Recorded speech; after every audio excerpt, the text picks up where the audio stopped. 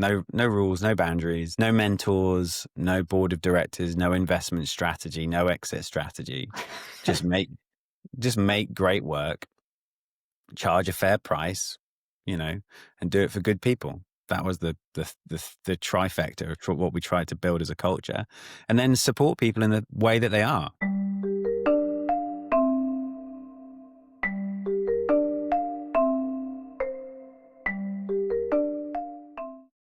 We're live. So, Hey, Danny. so is this is going to be one of the sort of most slightly surreal conversations I've had, because I have full disclosure.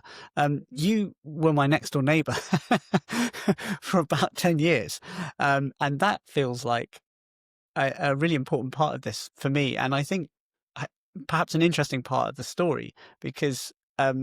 I grew up with you to a large extent, and I feel like perhaps there were some elements in our shared childhood. I'm not taking any credit for your journey, but just that there are some components in that journey that might have somehow permeated into where you've arrived. But I feel like we need to ground this in who you are, because some people will know you very well, and some people may not. Some of the people that my audience goes out to may not know you. So I know you do this a lot, but if you could give me a little bit of, I had a summary here, and I just thought I'm going to get it wrong. I'm going to say there's so many things; it's hard to get it all in.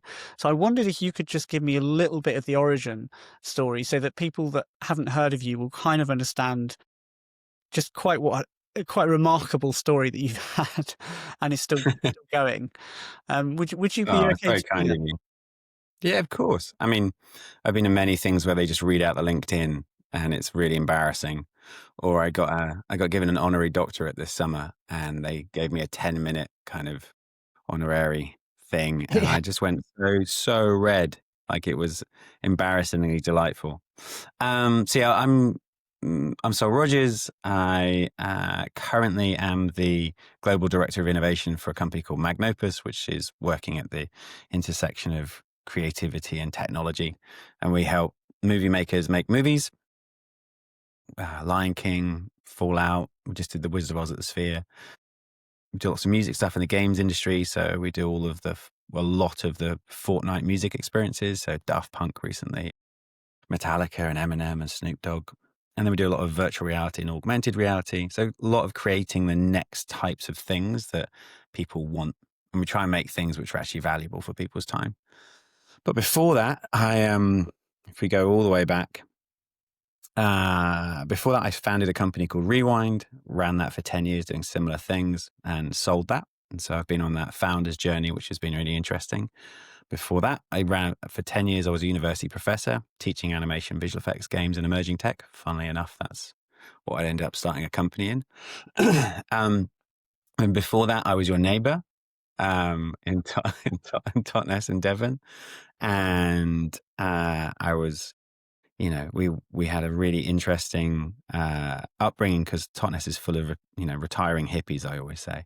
And so living in an alternative universe is kind of interesting. But if you take that one step back from me, I actually did grow up in an alternative universe. I grew up as a new age traveler for a lot of my very younger years, living in a bus going between Glastonbury festivals and Greenpeace marches, and didn't have a school for a long time, didn't start school until, 8, 9, 10. And that transition from a free form lifestyle to a conformed lifestyle was really, really tricky. And there were lots of different things along the way. In the most latest time, though, because of the position we've ended up finding ourselves in with this kind of new space, and always this want for innovation, and this always want to understand that the creative industries is basically the heart of everything. I've ended up doing a bunch of advisory things. So I help big conferences. I do lots of keynotes. I did Das Metaverse conference in Germany the other day in the Porsche arena to like 3,000 people. It was hilariously fun because I've never been on a stage that big, nor had to be the person before me speaking in German, which was really, really interesting. And I advise the OECD on spatial computing. I chair the Immersive UK support group, which is run by Innovate UK. I've just helped startup co-star out of the Royal Holloway, et cetera, et cetera, et cetera. So I get asked a lot about how to do the next, which is really, really fun for me. And the biggest thing is that I had identical twin boys 7 years ago, and they are wild and awesome in every way. And I feel that all of this career stuff kind of pales in comparison to the realities of being a father Mm, and trying to figure out how to be a good father in this kind of mm, changing time. thank you. That's really, really helpful and vastly interesting. I had so many questions thinking into that. I think the first one that came to mind, and I completely appreciate this, but you just said right at the start, you said how people read out LinkedIn's and how like cringe and awkward that is. I guess give it like it's quite phenomenal that journey that you've had, and I'm still getting my head around it. Like when I kind of I think we did checked in, we sort of bump into each other, Yeah. 5, 6 years or something, and I was just like, oh my god, And I think I was chatting to someone that in Totnes. I was like, have you seen? And I was just thinking, like, what's that like for you? Like how is that this degree of success that you've had and this journey that you're on? How are you? What's your relationship to it? Like, do you feel? Do you feel are there parts of you that feel at ease with it and parts of you that feel uncomfortable with it, or like where are you with that? Because it's quite a unique story. Mm. It is. Um, and this is really poignant. So it's the right moment. So I'm wrestling with that question a lot. And I started asking a lot of people their opinions. And it's turning into a book. Mm. So I've been interviewing people on about their journey and their relationship with success. So I might just derail the next 10 minutes because otherwise I'll ruin some of the things I want to ask you.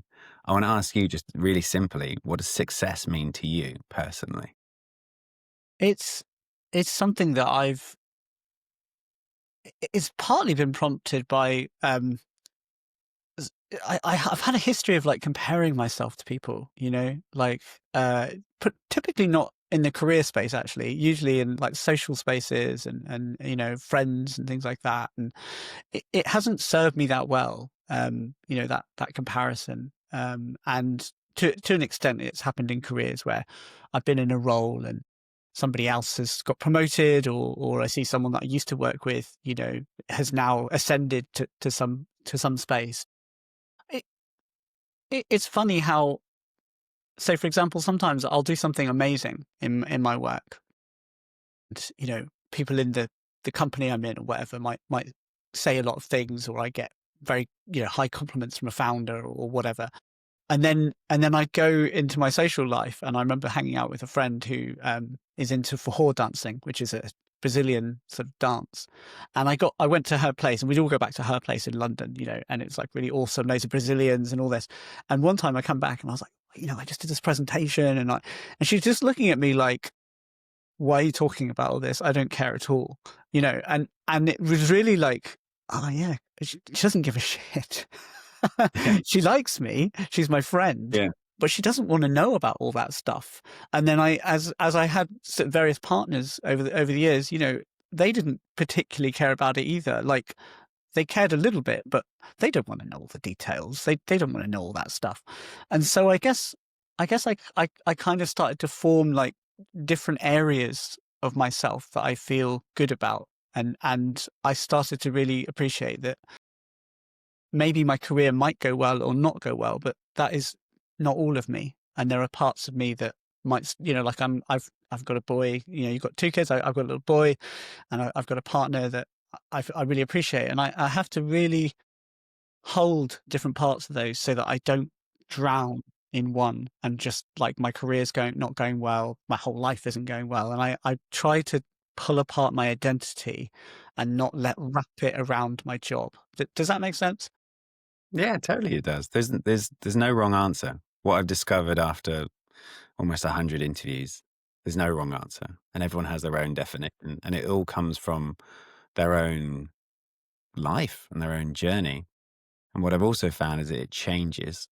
It changes continuously. Sometimes it changes on a handbrake turn. Sometimes it changes because your child's born. Sometimes it changes because something happens. And so it's a really tricky question to wrestle with. And I think it actually gets to the core of most of the challenges we have in this day and age. Is it defined by us? Is it defined by someone else? Is it manipulated to make us feel in a certain way? And it's a really tricky thing. And then it comes from, I think there's something interesting about that a lot of people in their life, either for a short period or for a long period, are either running away from something they don't want, a life they didn't like, an upbringing they didn't like, a childhood they didn't like. And so they're running away from something to achieve something else. So that's their driving factor for success. Or they had a really good time. They had a really good childhood. Everything was fine, but they need to prove their parents or the people that brought them up, Well, prove them. I've got to ask, where are you on that? Yeah. It's a good. All right. So go back to me. So I'll give you the mini TED talk and then I'll explain where I'm at. The mini TED talk is, so far, my thesis is young people drive their definitions of success. If you round it out, is all about career and money. Anyone in their early 20s, really, if you pull all apart all the anecdotal stories and all the fluff, they get down to, they can measure it. And really it's because they're trying to build a foundation for themselves and a separation from their childhood to their adulthood. And then if you talk to older people, they really talk about contentment. Anyone 60, 70, 80, 90, they're talking about content with the life they had, then the life they've got, what they've got left, their family relationships. Contentment is really what success is. And it's not money. It's not career. It's not those anecdotes. It's content. And then the people in the middle where we are, if you really boil it down, boils down to really boring like things. Autonomy and agency. And they're not boring. They're really control of time. We want to feel that the use of time that we have is valuable and purposeful and useful to either to our Are you family, speaking to to ourselves. yourself right now, just to make, like, you're saying Yeah, absolutely. this is you, yeah, yeah. I'm absolutely in this middle loop. So for success for me is control of my time, an autonomy of how I use it, an agency of how I use it, and purposefulness of how I use it. I don't want to feel it's wasted or under-respected, or that what I'm doing doesn't matter, in quotes. And so the time that I have with my children matters to me. The time that I have with my family matters to me. The time I have at work for things I care about matter to me. But when you lose that feeling and you feel like you're underappreciated or you're underutilized or you're in something you don't feel you believe in, that's not success. That's the opposite of success. And that moment that's not money. Money can come or not come, but that driving factor is really about control and control of our time. And that's frankly, if you really boil it down, what is success is what is the meaning of life. That's really what we're coming down to. And are you meeting that meaning Yeah. in your time? Oh, am I? Yeah, yeah. Yeah. It's a good question. I am. I'll put it this way. So I think there's a layer on top of that, which I think is more important. No one's successful all the time. And if you define success as happiness, which a lot of people knee jerk to, then you're not going to be successful a lot of the time because you're not happy all the time. Sometimes you're melancholy, sometimes you're sad, sometimes you're angry. These are all good human emotions. So you've got to understand that if you bracket it into something which is so clear, then it doesn't allow for any of the messiness of humanity to exist. So I think there's a layer on top of this whole arc of what is success, which is those that have never thought about it, never been given the opportunity, never had the upbringing to really think about who they are and why they are, never been through therapy, never been, had the opportunity to really go, oh, why am I human? Why am I here? What do I do? And then there's the other half, the enlightened ones that have. And the ones that have realized that the world we're in, this blinkered world, or we're down fighting in the trenches or underwater, this is all bullshit. It's all made up by humans, no smarter than us. And we're living in a reality and trying to survive in it. But you can lift your head up and go, oh yeah, I can come down here and play if I want to. But it's not me. It's not humanity. It doesn't matter. I can go and live in a year in a bus. I can go and travel the world. I can do anything. Or I can, come out and do something else. Whereas there's a big chunk of people, and I think that's why, I like the idea of your podcast, is realizing that this group of people may have never been given the opportunity or tools or support to realize that they can change their reality, change their direction of to something they want more. And instead of being stuck in it, they get an opportunity to change it.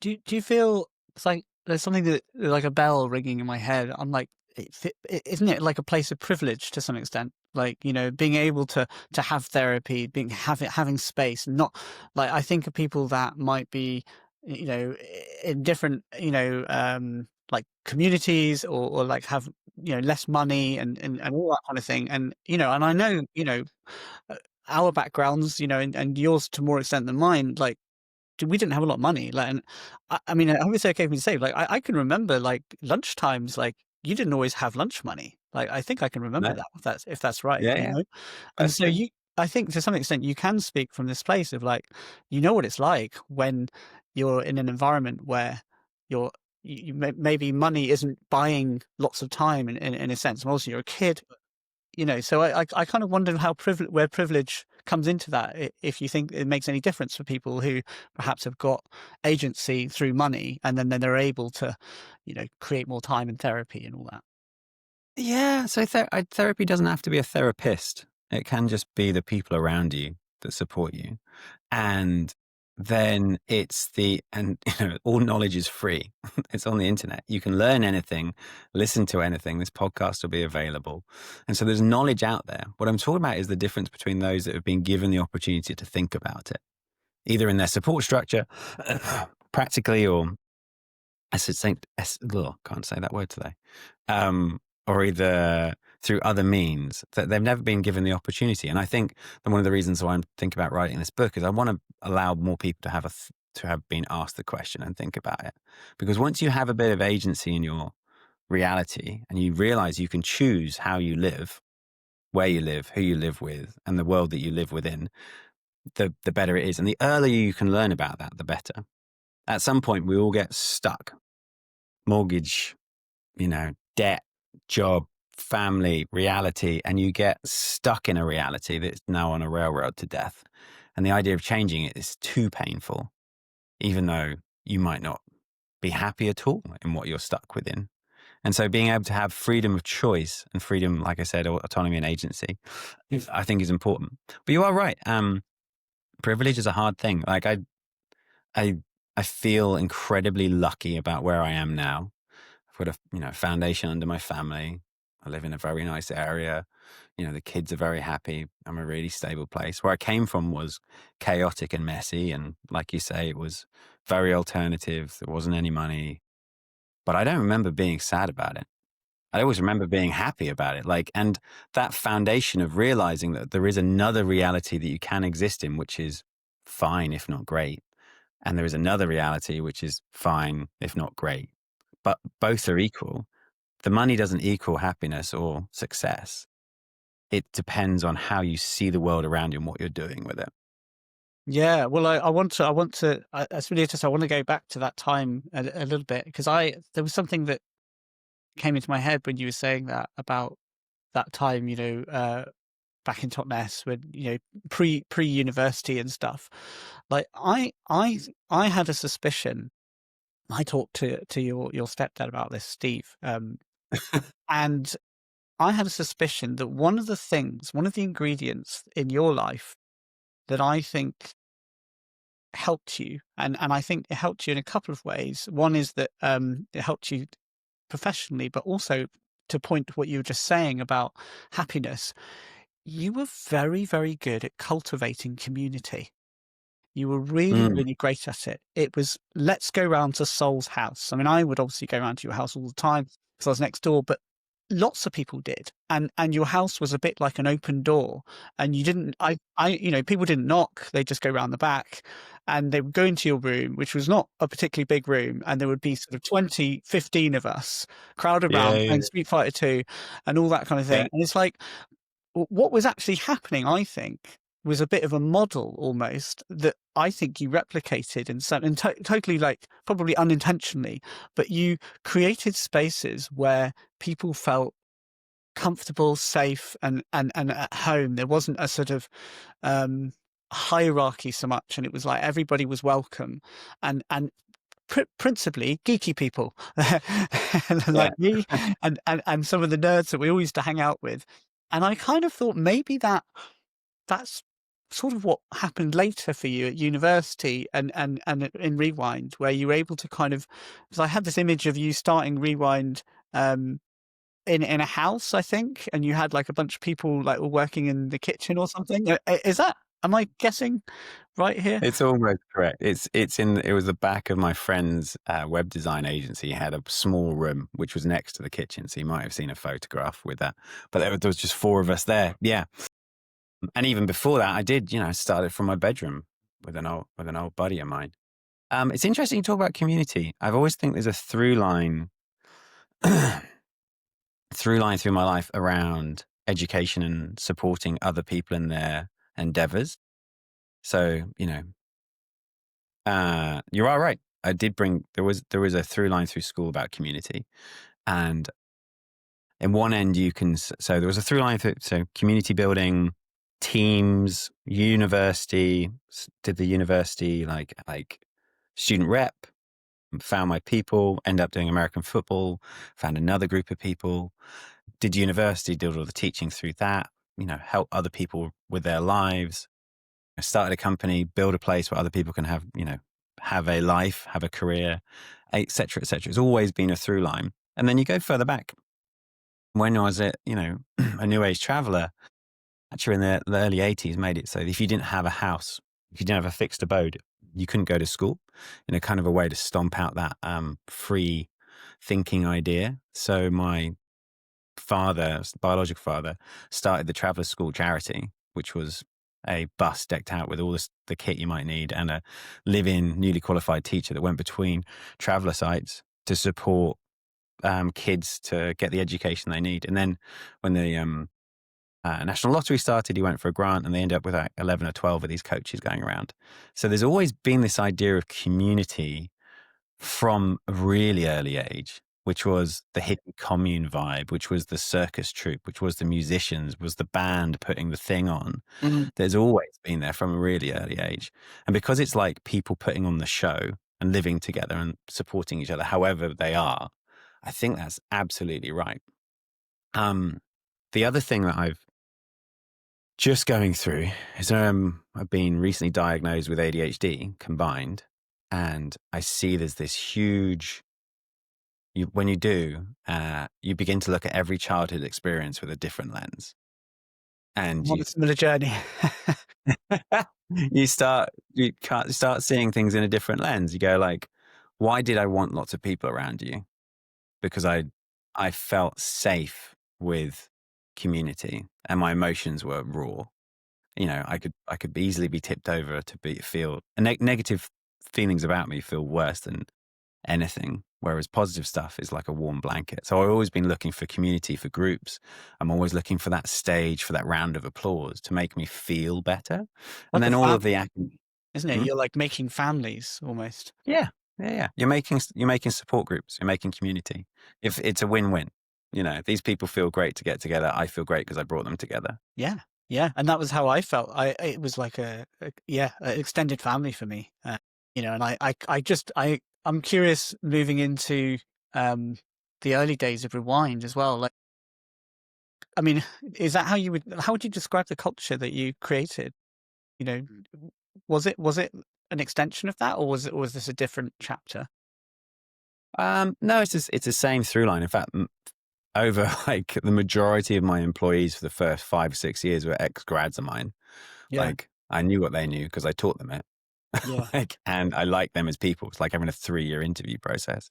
So the culture was very much like young tech-led people trying to invent the future. Like no rules, no boundaries, no mentors, no board of directors, no investment strategy, no exit strategy. Just make just make great work, charge a fair price, and do it for good people. That was the trifecta of what we tried to build as a culture, and then support people in the way that they are. So I've realized through the university time that most of the people in my industry are neurodiverse, and so if you want those people to succeed, you've got to give them the flexibility and room to do so. If you force them into, ways of being that they don't, they're not built for, you're just setting people up for failure. So as a culture, we've always had that as a through line, which I think was lucky for me. But also as a business, we were just, running full speed and not really caring. Like, we'll just give Yeah, this a go and make stuff, it see was what about the happens. passion to make things rather than the business model and rather than Totally. the market, the Yeah. SWOT analysis. You were coming from a passion first, and then Yeah. And go back to the upbringing. Like, if living in a yurt is fine, then having a business is fucking amazing. Like, what? All these people and all this stuff, and I get to do it. Like, every day is like an up. Even when it's bad, it's not that bad. Like, yeah, if you start from a ground truth of here, then everything is amazing. And so I've always felt that in my life is like, I wake up and have to pinch myself, like, this is amazing. This is great. Life is great. Yes, there are stresses in it, but in work, in home, in life, in friendship, if you start from a ground truth, which is in a lot of people's eyes way below what they would feel comfortable in, then everything is a positive, right? yeah, yeah. I guess yeah. Anyway, well, I would say the only way is up, but as you say, like I don't think you were necessarily down at all. I remember No, I loved it. as being, as quite a kind of happy I time was a in the really happy kid. things, and we had a good time. Is my memory of it all. I'm Yeah, walking curious. to school regularly. I remember you being too young to walk to school because I'd started a year or two ahead of you, and then when you started the same school, then we could start walking together, and I loved that. And Yeah, then you know, all the way through that. And then you got the first like Amiga, and that gave me my first taste of like, we were always a Mac house, which had no games on it. So I could come around to yours and play the Amiga 500. And then you got the first PC, and you got the first Command and Conquer at Christmas. And I just lived at your house for like 5 days, didn't just sitting next to you playing Command and Conquer. yeah. I can remember that well actually. But it was Steve that was really your stepdad who was really into Macs, and Yeah, yeah, that got me into computers a lot too, like playing with his Mac. And I mean, it sounds really bizarre, but I would go around to your house sometimes and just play on your Mac. Sometimes I didn't even talk to you. I was just playing on his yeah, Mac. Like, so yeah, yeah. it was just a sort of transient house both ways in a sense that, yeah, you would come over and we would just like play computer games together and stuff like that. And during this thread, because I think that's an important part of it, is like, the teen years that we had, they were very games and entertainment, and like I think we were a lot about games, I think, initially, and then I think Star Trek and other things came into it a bit later. Yeah, yeah, yeah. So I'm curious, like 3D, or like where did this, because how did you get in? Why 3D? You could have gone anywhere with into the direction. Like why did you get into that? Think it was there was that through line of like computer art. Like my family are all artists, but I've always said I find it hard to wield like a crayon or a paintbrush. My art needs an undo key. That's what I've discovered. So relate to that. Yeah. So like technically 3D, 2D editing, shot, like whatever, like anything on a computer I can do, and I can do what I know, a vision I want to create. But using one of these just never really fitted with me. And so I was, because of having like early copies of Photoshop and realizing what you could do with that. Then PlayStation 1. Oh no, we had a SNES, we had a Mega Drive, then we had a PlayStation 1, and 3D was just beginning to make sense back then. Then Toy Story came out, 96. And I remember thinking like, the thing that I care about, you can make things which are entertaining, which people enjoy. And I want to go and try and do that. And so I'd, looked around all the courses in the country. There was only 5 at the time, and applied for them. And I blew up my A levels, like absolutely failed them. Like I I remember got this. two, Yeah. yeah, two, You got one like E. Is that right? it's one. I got 2 N's. whatever an N is, like nearly gradable, not Yeah, quite good enough, like whatever. Like, so it absolutely, like I blew up. And on one side, I had, I say, well, I didn't really give it that much interest. Young man at the time, loads of friends, going out a lot, you that know, was where the energy was, wasn't it? Really.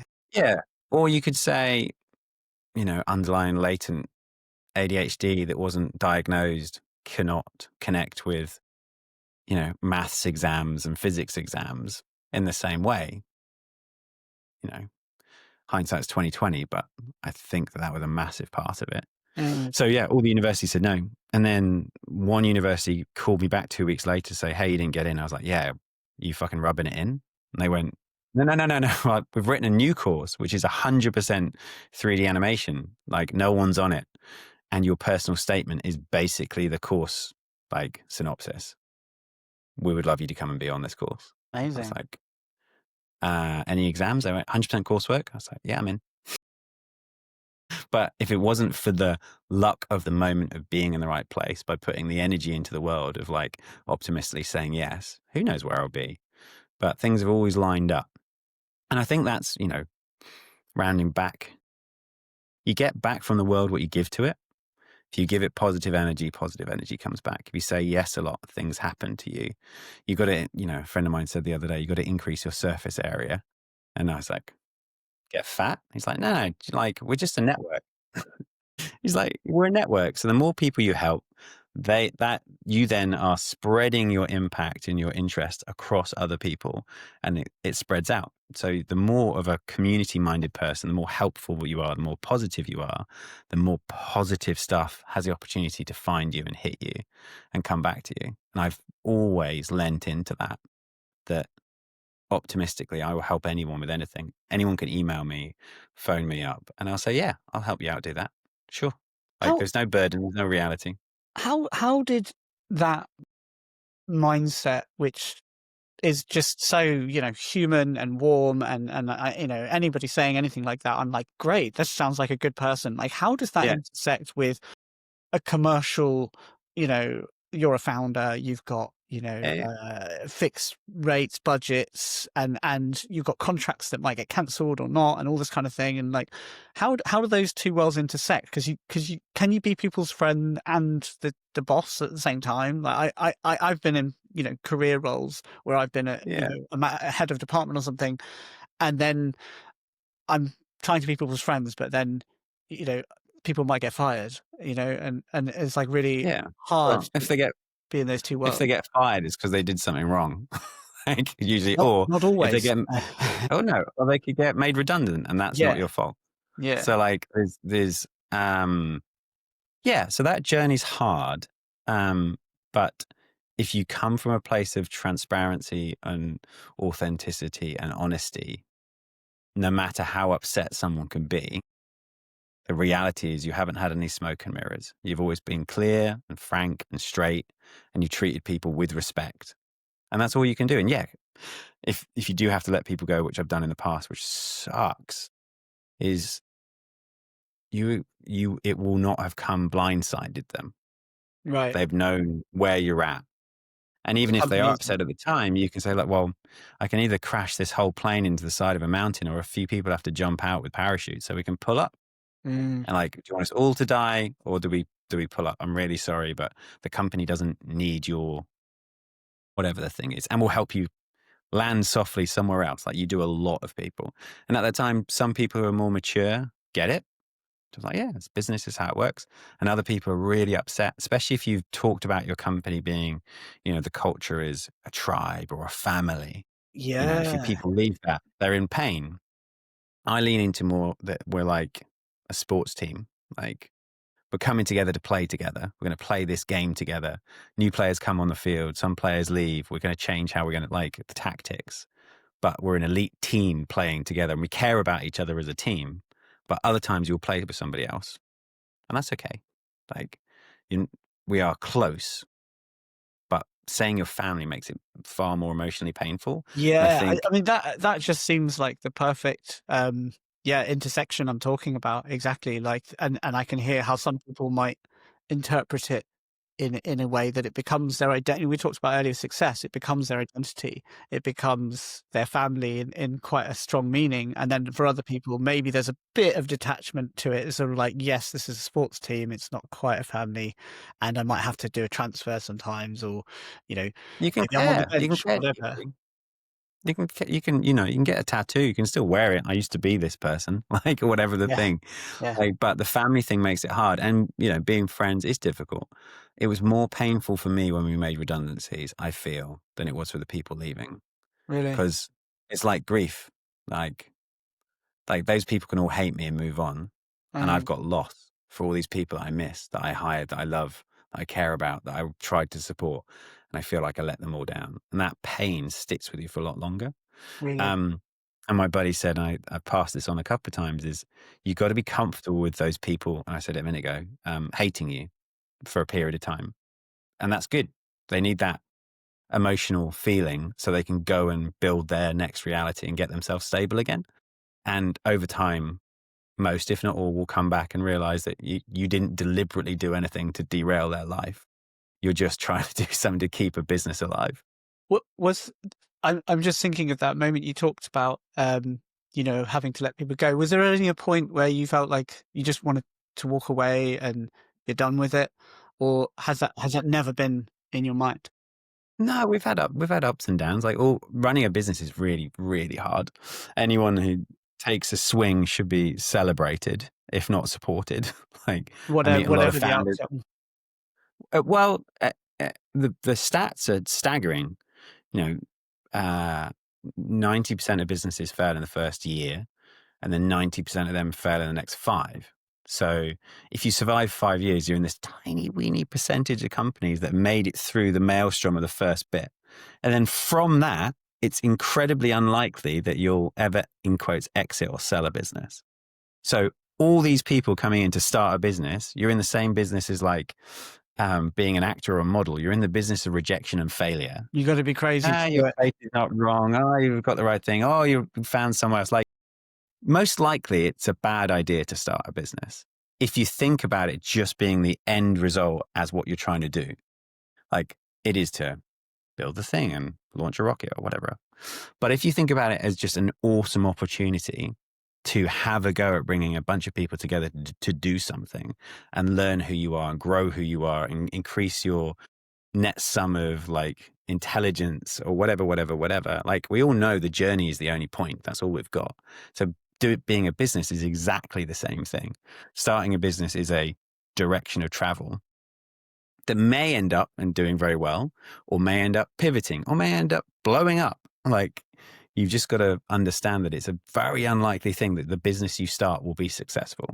And to some extent, I'm guessing here that your passion and perhaps naivety at the start insulated you to an extent, and also set you on a good course, because you weren't doing it for the money. You were doing it for the passion and just to see what happens, as opposed to like, I've seen a market opportunity, I'm going to like that kind of angle. Like, you had a very different angle. Yeah. Like, what's your 5 to 10 year plan? I don't have one.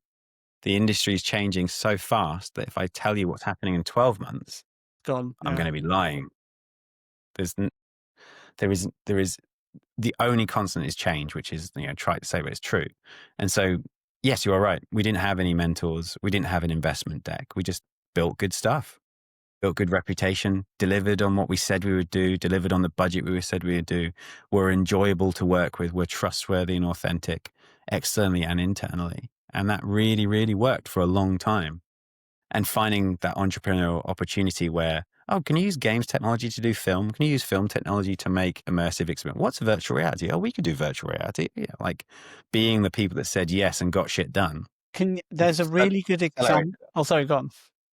Oh, it just accelerated us. And you are right, by not having the status quo as advisors meant we just ran at stuff and were excited.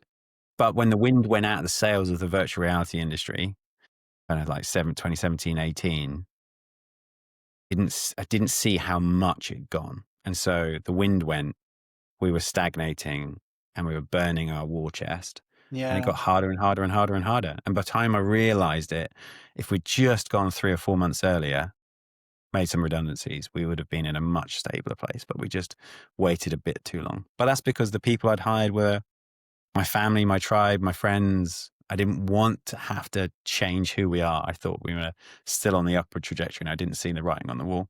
I wrote this down, and I think this might follow from what you just said. What parts of you had to change in order to survive this journey that you're on? Good question. Parts of me that had to change. Maturity, I guess. The business acumen maturity, realizing that all businesses are the same, in quotes. So I didn't have a MBA. I didn't understand business. And me and my business partner flipped a coin early and I lost. So I had to do the business and he got to do the creative. Is And that how it so, happened? Did you actually yeah, flip a coin? pretty much, yeah. Like one of us has to be technically good to deliver the stuff. One of us has to run the thing and go and find what we do next. And so I'll run the thing and find what we do next, figure out new opportunities, new clients, new creative, new briefs. Once they're in, you have to figure out how to do them with everybody else. Delivery. Yeah, yeah. But I used to be good. I used to be good on the box. I could make stuff. And What are sometimes I'd you? still crack out those skills and then people would laugh at me like, oh, what are you doing? I was like, I can do 3D. Yeah, like they have this thing, like, there was always these questions of like founders, like, can Steve Jobs code and all that kind of thing. Like, how good are your 3D skills? Like, Pretty poor now.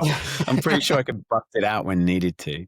But my programming, I always say like I can program in Sol++. It's not a real programming language, but I understand the methodologies and techniques required to make it work. So I can think through the problem. I can figure out what APIs and SDKs might need to exist. I can figure out all of the pipeline. Then people with actual technical skill will go in and fill in and do that process. yeah, So I, yeah. I can pretty much say for like 100% of Feasibility. the business, 100% of the time I've not ever set us up for failure catastrophically by going, oh yeah, I've sold them this. And everyone says that's impossible to do. Let's go, well, I think if we did like da. Going, oh, maybe if we look at that. Like, knowing enough to be dangerous is important. I want to. There's a story. I wonder if you can share. Yeah, you have talked about it on one of your talks. I did my homework. You did something very interesting, and this is a design podcast, and so this feels very relevant. I think something happened when you did a 3D car interior for an advertising skit for Jaguar, and then Yeah. you talked about how they got in the car into with the VR headset, and suddenly a in business terms, like a new market opened up for you. But would you be able to tell that story, because you'll do it far better than me? Yeah, sure. So, because we were, very, very early into the virtual reality industry, working with Oculus before they were bought by Facebook, with Palmer Luckey and his team, the the opportunity for me was that headset and VR still to this day is one of the first new mediums that we've had as humans in a very, very, very long time. And everything else that we have to tell stories requires us to like convince our audiences to have a suspension of disbelief, to believe in what we're seeing for a moment and forget where we are. VR gives you that for free. And then it looks really shitty and shiny or weird. Like, and then you have to layer in. But that absolute that I believe that what I'm seeing is real is fundamental and really exciting. So when those early days we were doing kind of mini marketing exercises and games and experiences, but we were beginning to see, well, if you could see things before they exist, and we know some teams that are working heavily in CAD, including Automotive, we can take their CAD and allow them to see their vehicle in stereo, in life size, and experience their products before they've ever built them. And so we were talking to McLaren back then, and we were talking to Rolls-Royce, and we were talking to Lexus. And then we were doing this thing with Jaguar, and their new I-Pace was coming out, and they wanted to do this big experience where they launched the car using virtual reality. Like, instead of having the silk reveal, they have like half an hour, 45 minutes of theater with almost 100 people in headsets, seeing, experiencing, hearing the talk, yada, yada, yada. But when we were developing it, he said, we send us the CAD, we'll drop it into our engine, we'll get it working for you, bring your design team down. And when they put on the VR headset, it was almost for the first time they'd ever tried it, to see their vehicle life size looking you know, absolutely excellent, they began to realize that their designs weren't exactly what they wanted. When you're looking at a 2D version is very different. It's why the automotive industry build clays still to this day. Giant piece of clay costs $1 million. They sculpt it by hand They make cars so out that of you, clay. yeah, the first concepts are always in clay. So Oh, you wow. paper first, then CAD, and then these clay sculptors build you the full size mock up in clay. But they're $1 million each, and you do about 10 usually before you start building like actual early prototypes. So if you could see that for zero cost, and you can appreciate and you can look around and see the reflections, understand the form, and it was like a revolution to that team. They were just fundamentally like, this thing is what we need for our design teams, because what they did now is they'll do hundreds of scale mock-ups in different environments, in different lighting conditions, in different driving styles. They even simulate them these days. They'll still make a clay at the end. And part of the clay at the end is that car design is about feel. They put gloves on and they feel the car. Things you can't Like, simulate with I VR. was like, why? Well, you can, but its haptics is pretty shitty Yeah, still. okay. Yeah. And I was like, why do you need to feel the car? They went, you just do. It's an art. There's loads of science, but there's an art here. There's a human feeling and emotion that goes towards products and people's buying habits. And part of that is how the car, in quotes, feels. I was like, fair. I get it. So yeah, it was helping Jaguar see their vehicle very early using a new technology, which really, and then that took a whole business line for us for kind of automotive and CAD. The enterprise size of use of the technology compared to the entertainment side.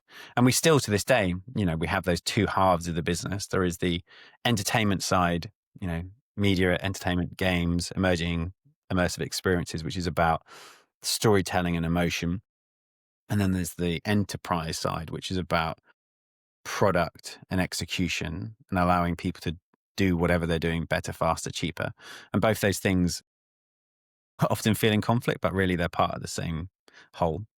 Yeah, yeah. I mean, it's remarkable. I mean, just to play that back, like essentially you've got a whole, established industries that have been making cars, for decades and decades, and they've probably, you're talking about clay models and stuff. Okay, so they've got CAD, but nothing. There hasn't been a seismic shift in how they design and develop the cars, and almost by accident, you're just kind of doing. I mean, I say just, but you're doing like an advertising skit, which is still fairly like, it's just a slightly more immersive experience than they might have done before. And suddenly there's been this kind of shift in sort of their thinking of like, oh my God, this is actually a design tool. This isn't just an an advertising thing. This is actually a way to design in a way that we hadn't even imagined. And I think particularly I think you said how one of the engineers put on the VR headset and then sort of started looking at where one of the controls was in the car and wanted to move it, and you then realized he wasn't talking about your design of the car, but he's talking about his design of the car, and he's actually wanting to design in real time. Is that effectively? I mean, it's Yeah, remarkable. exactly. It carries on with the through lines. A couple more anecdotes on that kind of idea of how visualization, entertainment, marketing influences product, and really the separation is, it's not a thing anymore. It's part of it. We helped do a digital twin of the World's Fair out in Dubai, like the last big expo, 4 square kilometers to site, 190 countries represented, and they wanted, Her Royal Highness had a mission of saying, I want to make it so not only the people that can afford to come here can see this, I want the world to be able to see it. So creating experience, a digital twin of it, something that ran in a massive multiplayer gaming environment where anyone could log in from anywhere and walk around the space as avatars was the mission. But as we were building into that, the mobility pavilion was the first thing we were kind of like getting our teeth into. We had the same thing. We were using virtual reality to allow you to experience the space because we were doing all the kind of screen and interactive things. And when we would have their architects and designers in headset, they started making sweeping changes to going, well, the flow doesn't really work here. Let's just move the let's move the lift structure across to the right because it would open up this view. So you just grab the lifts, move them over there. mentally, the construction team are then freaking out because, I because like what we're doing, it makes it work fine for the virtual. It doesn't matter. There's no physics or construction challenges for what we're doing. the For bringing it back to like where you pour concrete, where you put girders up, how this physically holds the roof up. Like there is always a tension between the two. But because we allowed these designers a new way of seeing their designs before they broke ground, they actually aligned far closer in the long run because of that interplay between the two. And so I think this digital twin, the simulation, the virtualization of products, spaces, experiences is like a really important part to develop the physical world. But then also, because it's so good now, it's a flip over to the digital one. So the digital reach to the physical, whatever, is in quotes as important as the physical one, and is a business line and a commercial line, which I think is going to explode over the next few years. I mean, you're an someone say Magnopus, is that right? Magnopus, magnum opus, one's greatest work. And you're kind of like right at the tip of the spear of this change, right? I mean, did I read? I think I read on your LinkedIn you were like flying over Meta recently or something. Um, I don't know The if, big conference. oh right, you weren't hanging out with Zuck, but it's Well, still we're in the same room as Zuck. We're working with them very closely on a whole bunch of their new technology, and that's really fun. As I was staying in my area, a friend of mine said, "Hey, do you want to go for a fly around the bay?" And I was like, not many people ask me that. Of yes, of course I would like to go and fly around the bay. And they said, "Well, you want to go and fly over Meta?" I was like, "Yeah, sure. Let's go and have a look, see what they're setting up for the keynote later." So we kind of buzzed the campus. I love it. I love it. I love it because I just know you going back, and I'm thinking, you know, you must be thinking this is cool, but kind of almost like, you know, maybe the people around you aren't quite appreciating, you know, the journey and the stretch that where you come from and what this might mean for you. Don't take it all too seriously. Be grateful for every day, whether it's a small thing or a big thing, Mm. and don't take anything for granted. Like if like I said earlier, if you enjoy walking in a forest, it doesn't involve any fucking money for that. So, which I do. I really enjoy the simple things in life. I don't need any of those things. But then the other part of it, I think, is really interesting, is that a lot of the people that you think are successful feel they're not. Their representation of themselves and how they hold themselves and how they compare themselves means that I'm a billionaire, but I'm not happy unless I got 2 billion. Means they're miserable, Yeah. like Yeah. because they've set themselves a new marker of what they should or could or to achieve, which makes them feel inadequate and gives them an anxiety. I think the biggest pain point for that, just to build on it, is that we live in a society where that capitalism wants us to feel unsuccessful all the time. If we don't feel like, if we didn't feel like, hey, I know your shoes are good, but if you had this year's model, you'd feel even better. If you had a bigger car, you'd be more successful. If your house was a little bit bigger than your neighbor's, then you'd be doing really well. Like you get pushed and pushed and pushed into this consumerism approach where all of the advertising and all of the corporations do not want you to feel content and happy. They want you to feel almost, but wouldn't it be better with our jacket on your back? I think And so Don you don't Draper get, called it the itch, isn't it? It's like is that it, itch that your life just isn't quite right, and you know, yeah. it's just So, but want it. if we didn't have that itch, they wouldn't be able to sell us more shit. Yeah. So that downward pressure means that many of the people I talk to that I feel would be massively successful, and one of the questions is like, same as you asked me, do you feel successful in yourself? It's because they haven't been able to frame it in any other way than the one that's been force fed them by Mm. media and advertising. And social media is the fucking worst. Like, if ever there was advice, please, everyone listening to this, delete social media off your phone. You can have it on a computer, just don't have it on the little box in your pocket.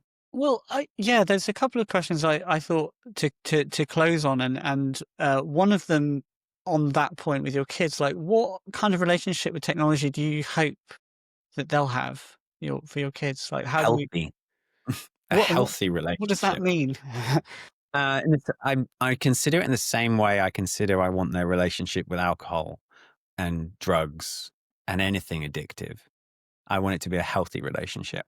This is If you coming say from the no, man that famously was sober for a long time, right? yeah, I was teetotal till I was 22, 20, yeah, 21, 22. I finished university. It just wasn't my thing through school.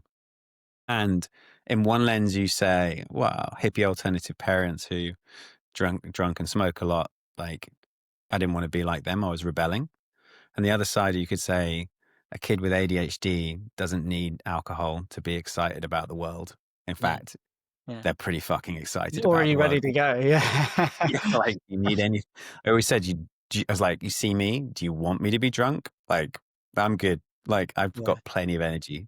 yeah, So yeah. there's a so yeah, it depends what lens you look at it. Um, So to that question, oh like yeah, what so for kids, relationship with technology do you hope yeah, that they'll have? Yeah. health healthy, and I think moderation in everything in moderation, even moderation. Like, I think there's an opportunity for us to talk to kids in the same way you will talk to them about what alcohol is, where it comes from, why it's fun, where you should drink it, why if you have too much of it, you have the same will have the same effect with technology. You know, open, honest, connected. You know, these are the risks and opportunities. This is why it's good. This is why it's not good. I do think there's going to be this pushback against social media, probably the biggest part. You could call it technology, but the social media being that it's going to be considered in the same way we talk about tobacco now. Like, like, so you can, about 10 for 20 years, you could smoke everywhere. You could Yeah, smoke around kids in a locked car all the time. You could smoke on a plane. You could smoke 80 a day. Like, and we're going to have the same thing. Like, you could get social media on your phone for as much as you wanted, yeah, like more yeah, than 3 hours a day on average. yeah, And our yeah, young people could do it all the time when they were six. Like, it's madness.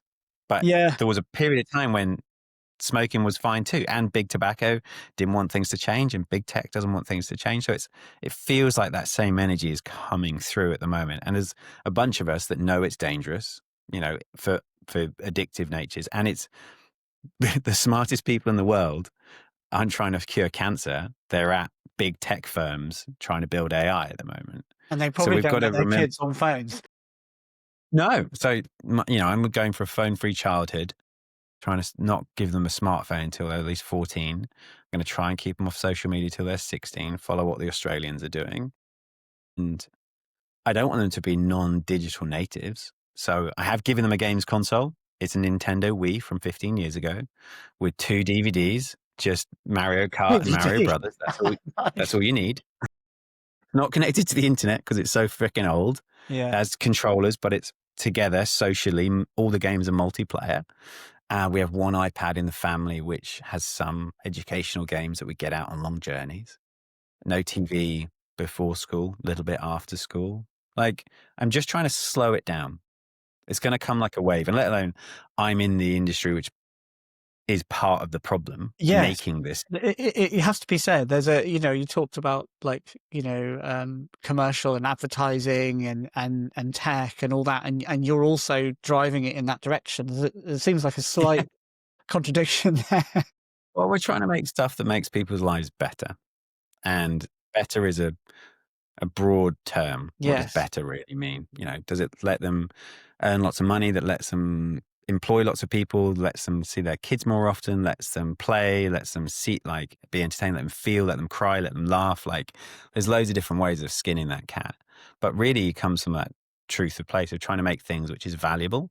And I've said this before, but I think as an industry, and I finished one recently going like, you know, that classic, how long have I got left to live diagram, number of weeks left. I've got 3,338 weeks left to live. That's it. You know, if I get to 80. So what do I want to do with that time? How do I want to utilize that time? What do I want to deliver with that time? You know, is important. And having flexibility and freedom and autonomy to use that time wisely and purposefully is the key to success. But as an industry, and I said this at a visual effects conference recently, that we as an industry need to make things which are valuable for people's time. So if I make a movie, it has to be a fucking good movie. I'm going to steal 3 hours of someone's humanity from them that they can't make something. They can't. go for a walk with their wife. They can't play with their kids. They can't invent the future. They're engaging with the thing I made. We know we're in an attention economy, right? And so if we're going to make something, we've got to be able to stand by and go, that is worth someone's time. And I Well, think we have a challenge in the linear industry, movies and TV shows, where the streamers and the buffet approach of how we consume has broken that model. So a friend of mine made the recent Star Wars show. It's 12 episodes long. So 12 hours of someone's life is lost. They could have made one movie, which was 3 hours long. I loved it, by the way. But like 3 hours of my life or 12 hours of my life. yeah, there's a real theme The, of the more of 9 hours mortality. Yeah. has been taken not for quality, not for commercial success, but because the streaming platform is measured by the amount of time you watch. That's what they're getting, the amount of time you engage with their platform. Not that, because you didn't buy anything, you just £20 a month, you get everything.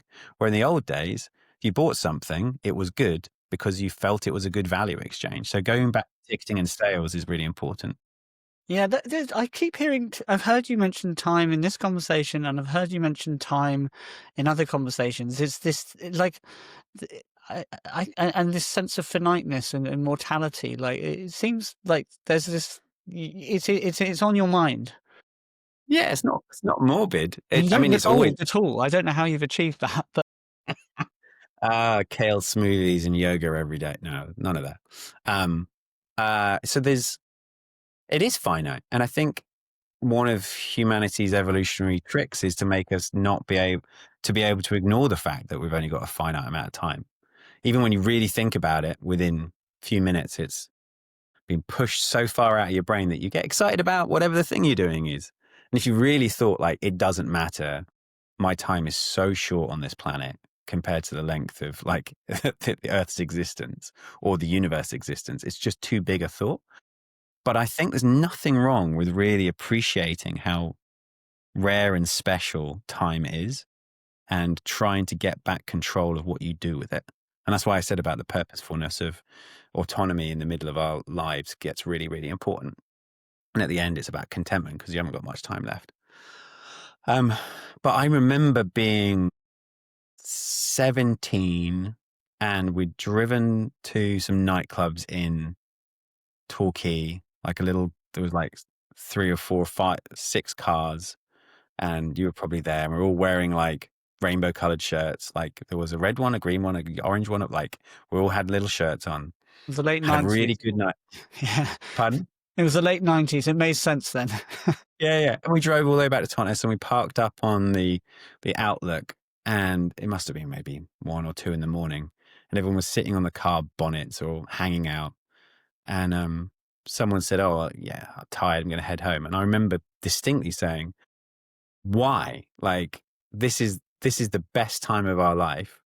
We will never have this moment again. Why do you want to like stop having this moment to go back?"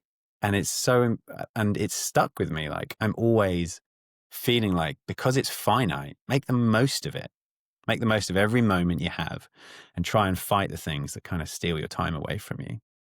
So I think that's a really good point for us to end on. Like yeah, thank you. It's quite quite introspective. I'm going to have to process some of this conversation, and yeah, it's been such a wonderful conversation. I've really enjoyed it, and on multiple levels. I'm getting to catch up with an old friend, and also hearing your story, which I was really curious about. So yeah, thank you for coming on and sharing your journey.